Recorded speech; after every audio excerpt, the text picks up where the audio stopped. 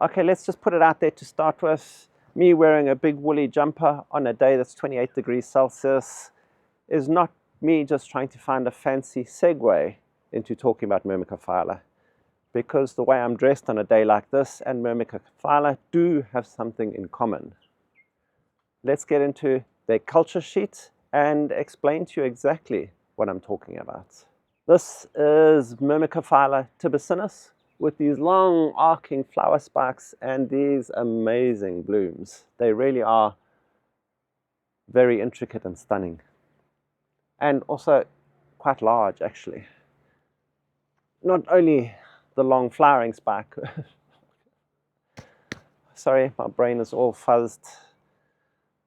One would think I've got Myrmecophila flu virus, but it sounds like it could be a thing. These guys are from Mexico through down Central America into about Venezuela, and they produce, or they form, these huge, great big giant plants. These pseudobulbs can reach to about almost half a meter long in length and get nice big fat pseudobulbs. And there's a couple of things with the size of these pseudobulbs that you'd have to take into account. For one, these pseudobulbs are hollow, and this makes them ant friendly, which is what they generally designed for in the wild. Is they allow the ants to make their nests inside, which helps actually feed the plant as the nesting material, and the ants' feces or excrement helps feed the plant, giving it nutrition. And they not only supply a home, but they also supply some nectar that keeps the ants happy. The ants also help protect the plant from any other bugs. So if you are getting ants on them, don't worry unless you don't want the ants in your house. Now, what do we need to know about growing these guys, and especially getting them to flower? Because they can be incredibly easy to grow. They're quite forgiving in the environments that they'll take. They're relatively forgiving in the humidity levels, but they do like a little bit of watering. So the humidity levels that they like are in between 50 and 70%, which are relatively easy to maintain. The watering, you'd think that they would not need as much watering as they do because of the size of those pseudobulbs. But then you do have to remember those pseudobulbs are hollow inside. So you only have a thin edge on the outer edges that's storing the water. So these don't have as much water storing capacity as what they look like they do have. It doesn't mean that they're not relatively drought hardy to some degree, but these pseudobulbs will shrivel relatively quickly. And also with these guys, they need lots and lots and lots of light. If you are able to give them full sun, generally that's going to be the most appropriate for them. Otherwise, give them very strong filtered light the whole day long. So you're looking for light at the same value as what you're going to be giving your semi-terete vandas. And what sort of media do we want to be growing them in? In a very, very well-drained media, because these roots are going to rot incredibly quickly because they are epiphytic and lithophytic, meaning they also will grow on rocks. They don't like to have moisture at their roots all the time. They like lots of moisture, but they like to dry out afterwards. So it's preferably an inorganic media of some sort, lacquer, lava rock, things like charcoal will also do well. But remember, with charcoal, your pot, if you're growing it in a pot, is going to be quite light. So you want to add some extra stone or something in to add that extra weight, because we can see how big these plants get and how long those flower spikes are. So if you are putting them in a pot, you've got to make sure your pot is going to have some weight to it so it doesn't get too top heavy and blow over too easily. But invariably, they do their best when mounted. Here we can see the mount has been totally swallowed up and eaten by the plant itself, and there's actually no mount left. It's mounting itself on itself now. So anything like cork slabs or logs of any sort will do, because these guys will just keep growing, and as you can see, it's basically mountless at the moment. Also, these guys are relatively easy to propagate. If you just breaking off sections, try not to damage too many of the roots as you do it, but generally they're hardy, and for me they propagate relatively easy without having to go to any special considerations. And the temperatures, see my jacket, remember what I was talking about, they like hot temperatures. They are a warm to hot growing orchid. So anything from about 21 to 35 degrees Celsius is going to be ideal for them. They don't like to get too cold. In fact, they don't really like going below 15 degrees Celsius at all. So if you can avoid that, that's going to be your best bet. So that's around, what, 70 degrees Fahrenheit to about 95? I think something like that.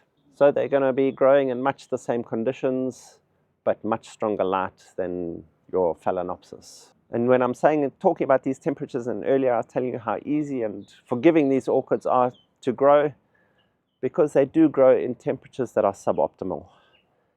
Here we get our winter temperatures where our days sometimes may only get up to 16 degrees Celsius, and the nights can get all the way down to about 2 occasionally, and still they can grow extremely well.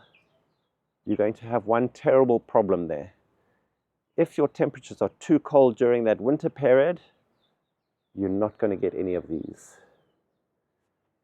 It can get a lot of other different conditions during that winter period and still get flowering.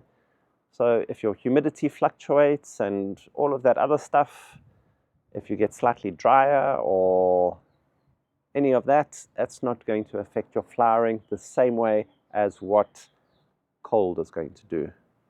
So here we have a west-facing wall. So as the sun comes across after lunchtime, it starts to heat up this wall. So this wall is going to get really hot during our winter period. And that's what's going to keep this baby looking good and, of course, flowering. And it took us a long time to figure out the right position, because we were always afraid that putting it up against this wall here was going to be too hot. But no, it seems to be ideal for it, and we get flowers every year from it now. But again, because it's on a hot wall and we're under an eave, we have to make sure we keep this well watered all the time, because, as I said, these pseudobulbs can start to wrinkle quite quickly, and we don't want to cause too much stress on our plant while it's flowering. So without it getting any dew or anything, we need to make sure that we're supplying it with the water it needs. And of course, if you're feeding, then you don't need to worry about the ants. You don't need the ants to feed it for you. But the feed for this, you can feed throughout the year. But again, feed more heavily during those growing seasons, spring and summer, because that's when this really has strong growth spurts, and you want to ensure that your growth is strong during those periods. So give that your general weekly dose of food, and as you head off through towards winter, just reduce it to once a month. And also with these guys, they like lots and lots of air movement, particularly because those roots like to rot relatively easy if they're kept wet for a long time. You need to make sure that they have good air movement through it to allow for those roots to dry out then again quickly.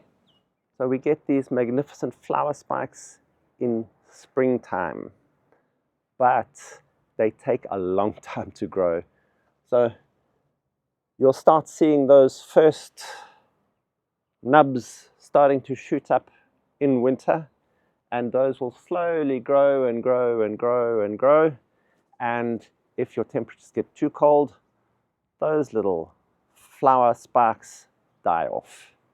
So remember to keep it warm during winter, and it takes about 8 weeks or even longer for these flower spikes to grow to their full length, and then it still takes another couple of weeks then afterwards for these flowers to start, or the buds to start opening.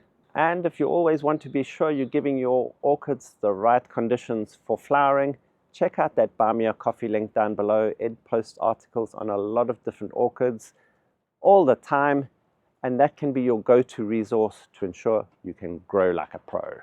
And sorry for the short and sweet video. My brain's still a bit... So I hope you enjoyed this video or you found this content helpful. If you did so, please hit that like button, hit that subscribe button, and that notification bell. Bing bong! To be notified of all our upcoming content so you don't miss out on a thing. Help us grow as we help your orchids grow.